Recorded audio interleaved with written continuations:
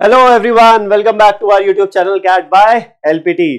तो इस particular series में हम क्वाड्रेटिक इक्वेशंस के बारे में बात कर रहे हैं और अभी तक हमने कुछ सेशंस हो चुके हैं जहां पर हमने इंट्रोडक्शन, सॉल्विंग के बारे में बात की थी, फॉर्मिंग अ क्वाड्रेटिक इक्वेशन के बारे में बात की थी, डिस्क्रिमिनेंट के बारे में बात की थी। ठीक है, आज के सेशन में हम बात करने वाले हैं ये जो क्वाड्रेटिक एक्सप्रेशन जिसको हम बोलते हैं या क्वाड्रेटिक फंक्शन बोलते हैं, इसका ग्राफिकल रिप्रेजेंटेशन क्या होता है।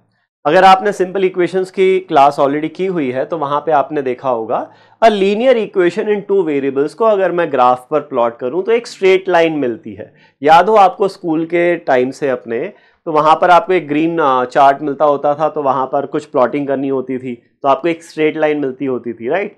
तो अगर एक क्वाड्रेटिक इक्वेशन को प्लॉट करा जाए एक्स वाई ग्राफ पर तो किस टाइप का मुझे शेप मिलेगा और कैसा दिखेगा, उसकी क्या प्रॉपर्टीज होंगी, उसके बारे में हम आज डिस्कस करने वाले हैं। ठीक है, तो ऐसा ही देखो, ऐसा है कि यहां पर हमें कोई बहुत हाई फंडा जेई लेवल का डिस्कशन नहीं करना है। हमें बस ये समझना है कि जो ग्राफ है उसका शेप मोटा मोटा कैसा होगा, बहुत ज्यादा डिटेल में कि यहां से जाएगा वहां से जाएगा उतना नहीं। दो तीन चीजें हैं ग्राफ के बारे में जो हमें समझ में आनी चाहिए। ठीक है, तो आज हम देखते हैं graphical representation of quadratic expression या फिर क्वाड्रेटिक फंक्शन। तो कोई भी क्वाड्रेटिक फंक्शन होता है उसका जो ग्राफ होता है वो किस शेप का होता है, that is a parabola. Parabola क्या होता है, पैराबोला ये होता है, इस टाइप का जो शेप होता है ना, this is called a parabola.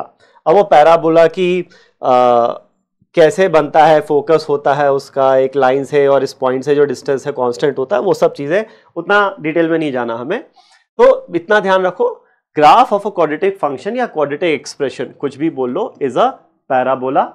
अब पैराबोला जो है ना किस टाइप का बनेगा, it can be either N upward facing parabola, upward facing मतलब द पैराबोला ओपन्स अपवर्ड्स, या फिर it will be a downward facing parabola, it opens downwards. कब अपवर्ड होगा और कब डाउनवर्ड्स होगा उसका एक सिंपल सा डिफरेंशिएशन है। अगर ये क्वाड्रेटिक इक्वेशन है और एक्सप्रेशन चाहिए मुझे, if this is my quadratic expression, x की अलग अलग वैल्यू पे एक्सप्रेशन की अलग अलग वैल्यू आएगी।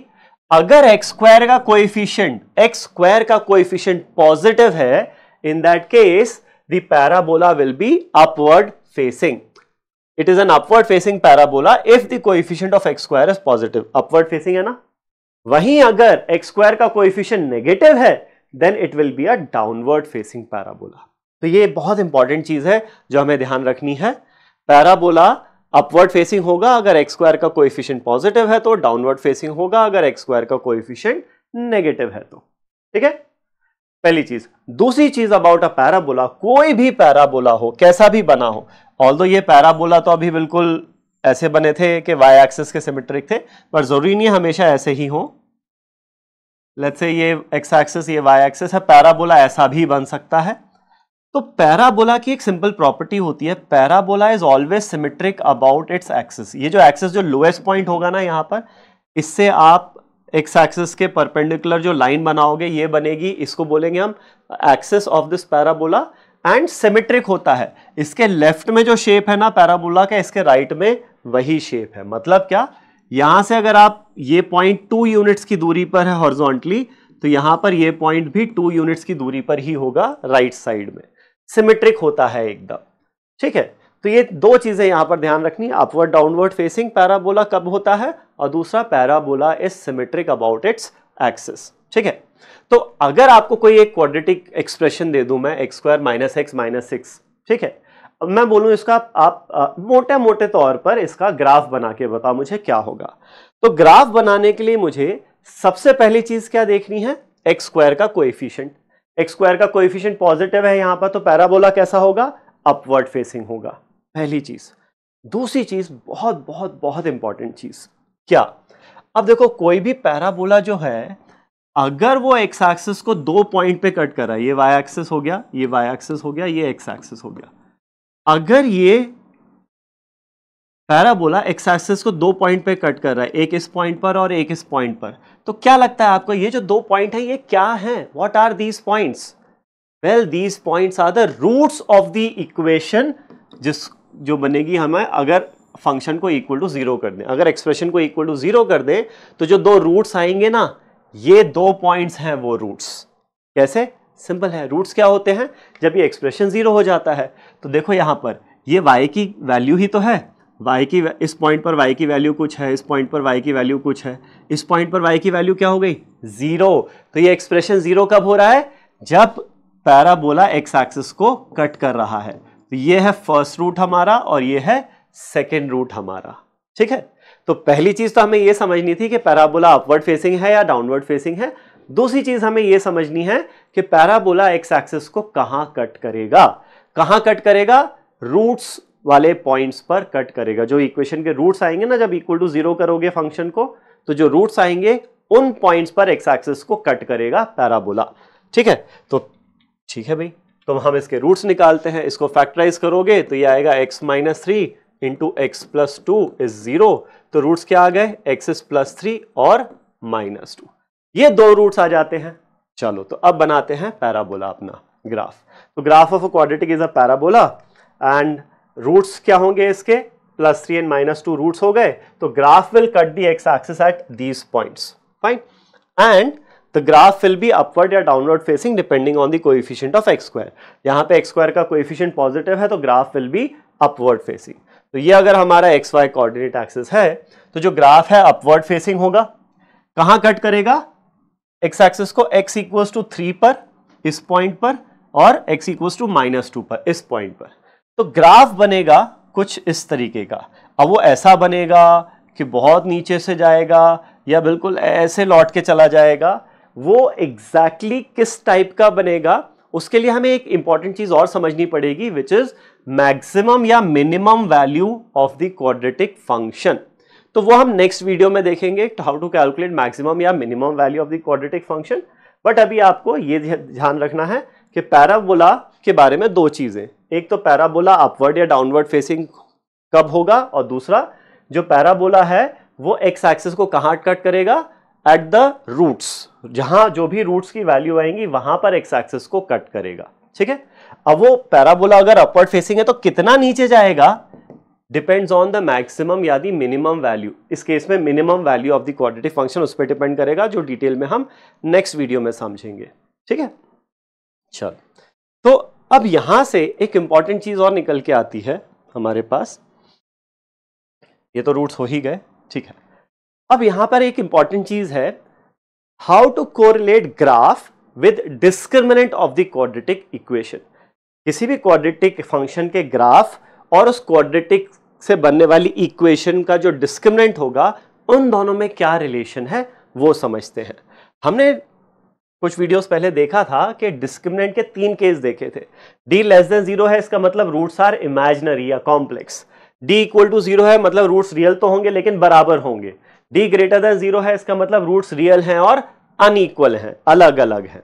इसको ग्राफिकली कैसे समझें वो देखते हैं।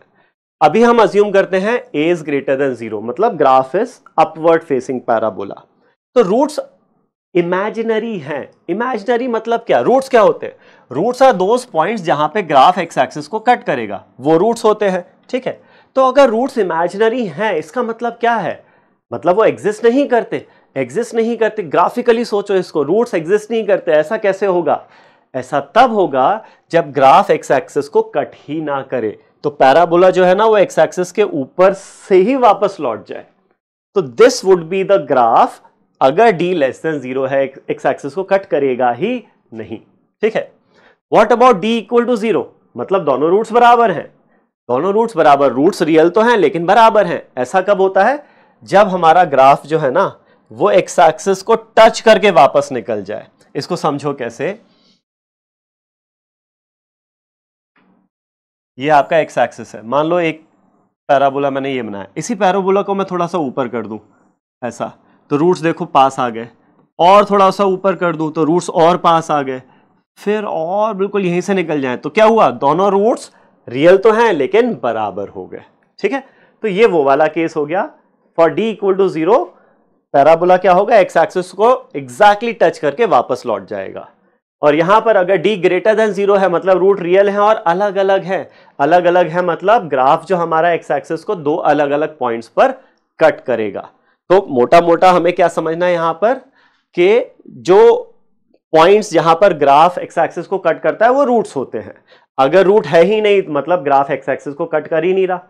दोनों रूट्स बराबर है मतलब एग्जैक्टली एक पॉइंट पर टच करके वापस जा रहा है, और दोनों रूट्स अलग अलग है मतलब दो अलग अलग जगह पर या दो अलग अलग पॉइंट्स पर ग्राफ एक्स एक्सिस को कट कर रहा है। ठीक है, और यहां पर अपवर्ड फेसिंग पैराबोला है क्योंकि कोएफिशिएंट ऑफ एक्स स्क्वायर क्या था, पॉजिटिव था।